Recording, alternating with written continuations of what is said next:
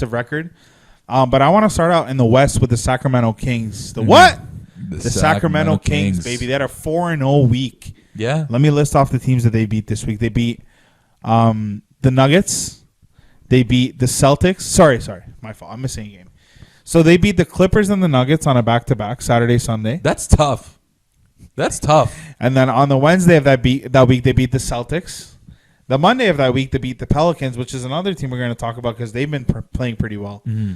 And then before that, if you want to go back to the 22nd of January, their only loss came against the Heat by 1 point. They beat the Raptors.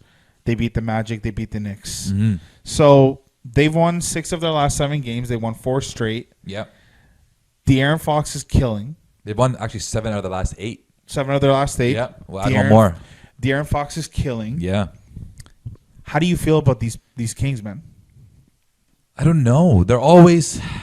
The Kings have a good group of guys, a good young core.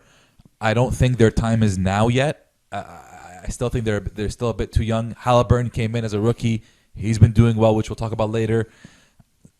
I'm worried about their coach, to be honest. I don't think Luke does a lot to complement the team. I don't think he has always put his guys in a position to win. He's been given a young team before, and he hasn't done that well with the young Lakers team. Not that there was many expectations there.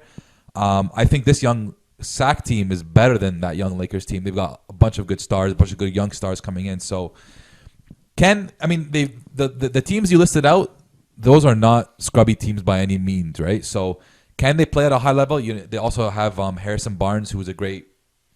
If I told you the Raptors had the Celtics and then on back-to-back Denver Clippers, they're not going 3-0. You think they could do that 3-0? They're not going 3-0, and that's the tough part where they're so young. I don't think their time is now yet, but for them to pull that off at this level, at this stage in the season, I think is very impressive. Who knows? Maybe they can sneak into the playoff picture. Who knows about that? De'Aaron Fox, I want to show you his last 4 games. Oh, buddy, I know. 38 points, 12 assists, 26 points, 11 assists, 24 points, 5 assists, 36 points, 7 assists. So the kid is scorching. Yeah. His 3-point percentages, with the exception of one extra couple games, he's not that great of a shooter. His field goal percentage is pretty efficient. He's 58, 53, 45, 60. His 3 could get better, but this guy is on a scorcher right now. Yeah. And I'm afraid that it's too contingent on him. I mean, he's a star player. I mean, I don't trust Buddy Hield. For a lot of teams, it usually depends on the way your star player plays, and that's why I'm saying they're still a bit too young. I don't know if De'Aaron Fox can keep this up for a long period of time. Luckily, he's been doing really well right now. Throughout the season, he's been doing really well. He does have to clean up his turnovers, but when you're giving the ball, the amount of times you're giving the ball to De'Aaron Fox, that's going to happen. I just want to say I was this close to trading him away on fantasy a couple weeks ago. This close, and thank God I didn't, because he's been destroying the league, and he's been amazing. Killing. He's been amazing.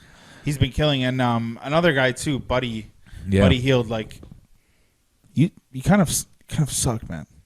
I have him on fantasy too, and I see the stats, and you kind of suck, bro. It hurts. It hurts. I'm not gonna lie. Like over this 4-game winning streak, like 16 points, 25% from the field. Yeah. 15 points, 31% from the field. 5 points, and then like last game, 22 points. Great, thank you. It's about time. 39% from the field. Yeah, he is very inefficient. Very inefficient. But buddy, you know who's having a sleeper year though? HB, Harrison Barnes. Yeah. He's having a very great defensive year. He's having an efficient year. I think he catches too much flack because he was replaced by Kevin Durant, and right before he left, he had like a historically bad finals game. He also didn't really 20 shots. He also didn't do much when he was in Dallas too. So he's caught a lot of flack for the past. I'm happy to see. I think maybe he's just starting to fit into his role a little bit better. Yeah. But Sacramento, man, they're still 12th in the West. I don't know that they're going to be a playoff team, but maybe they can sneak in at the end. But you got to be happy about De'Aaron Fox. That's all I'm going to say. You got to be Yeah. happy as a fan of De'Aaron Fox to see him because we talked about him being like the slowest in his draft.